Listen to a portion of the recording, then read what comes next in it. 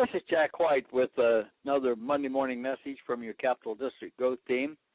We're very pleased to have as a guest today Rosemary Cummings, who, as the head of the Club Growth Committee this year, she spent 3 years as head of communications, PR, and marketing, also part of the growth team before that, so she's an old hand at it. Are you there, Rosemary? I am. Thank you. Good. By the way, I'll tell you this, Rosemary's still in a wheelchair after a very bad fall and several broken bones, and so I'm very pleased that she's able to do this time. You're going to get well, aren't you, Rosemary? I'm working on it. Good. God willing. Okay, good. We have three things we're going to talk about, or two main things, and she wants to begin with retaining members, because there's not a whole lot of use in growing your club to bring people in the front door and have them go out the back doors quickly as they come in. Tell us what you have in mind, Rosemary. Well, first of all, retention needs to be based on teamwork within the club. Too often, as clubs age, they get a certain degree of complacency which sets in. Clubs must be ready and willing to accept new ideas. They must look for new ideas. They must look at other clubs for ideas. They must look to Kiwanis, the district, and find out what will work in this day and age.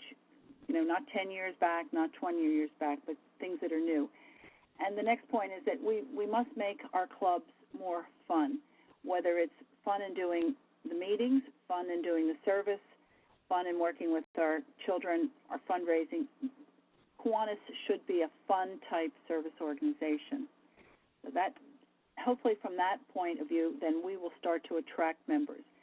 We need to make sure that our current members know what's happening in Kiwanis, so that it's not just business as usual.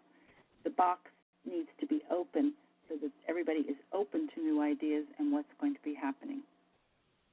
And I think you've had quite a bit of experience with this. Not besides the growth team, you took over a club that had fallen pretty far down and have been working for a couple of years now to build it back up, haven't you? Our club originally had 154 members. When I first joined, it had about 34.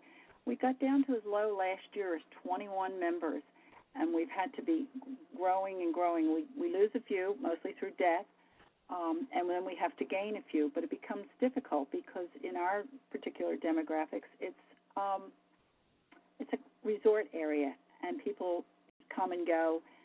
People go away for the winter, that type of thing. But the children are still there. The children need the help, and the work is there. So we need to get there. So in our club, we're really building around our existing club, making sure that the senior members are still giving us the traditions, the values, that they're giving us the advice that we need to grow on, because it's still the club itself is.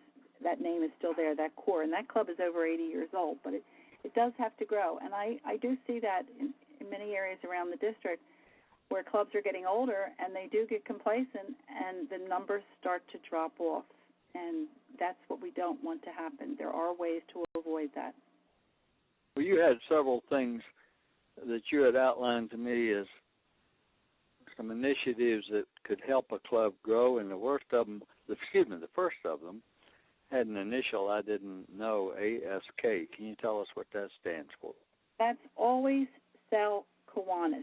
First of all, we have to get a new member, we have to ask somebody. We can have all the publicity out there, we can have all the communications we want, but someone has to ask that person to join Kiwanis, to join in the service work, to join the club, to be a part of this wonderful organization.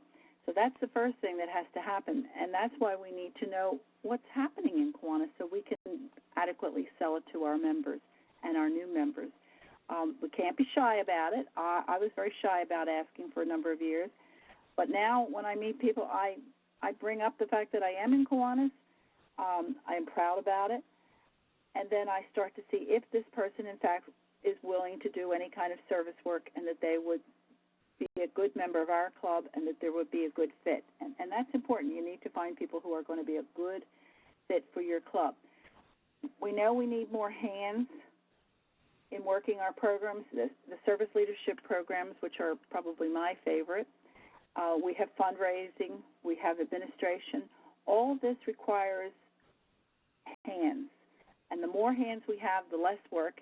And at the same time, the more fun we can have. I've noticed our meetings have become more fun. The more members we have there, it's more lively, it's more fun. So you have some new members now along with your older members, is that right? Oh, we have just a very handful of older members. Most of our members are coming in here, they're new, and they're very enthused, and they ask a lot of good questions, and they're willing to get in there and do the work. One of the things that we do ask people when they join is, what do you see yourself doing? Where do you want to work in this club? Give them some options. And that seems to be helping to get them to get that job. I like to see everybody with a job. You know, we had that DVD last year, Jack, which said closing the back door. And one of the things to do, we said keep members with a job.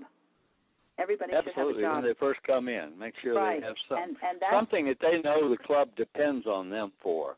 Right, and so you have to make those new members not just coming to lunch, because not all of our members can come to the regular meeting. They may only come to the board meeting, or they may only be able to come to the service projects that we have.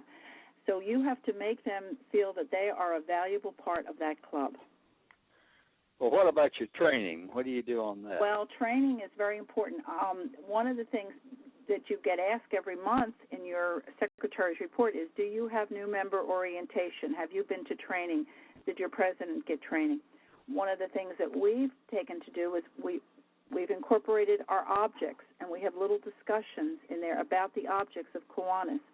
We also go through certain portions of our new member orientation every time we have a meeting, so that there's always something that somebody can learn about Kiwanis. So our members, both the new ones and the old ones, are constantly being updated as to what Kiwanis is and what it's doing at this point in time. Well, thank you, Rosemary. I mean, it's pretty hard to get excited about something you don't know about, and it sounds like your program and the way you're doing your club and your committee is to make sure people understand Kiwanis and then get to work in it. Is that sort of a summary of it? That would be it. Now, there are new types of clubs that you can have. There's lots of things that are happening, and people may not know about that. You know, more and more clubs are inviting their spouses in. There's dual memberships.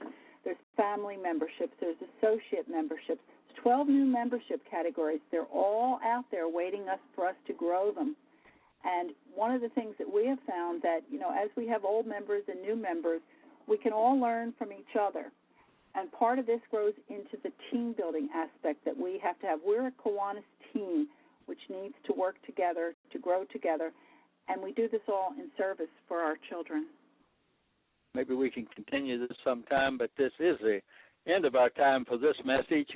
Thank you, Rosemary Cummings, and we'll look forward to talking to you later. For the Capital District Growth Team, this is Jack White. Thank you for listening.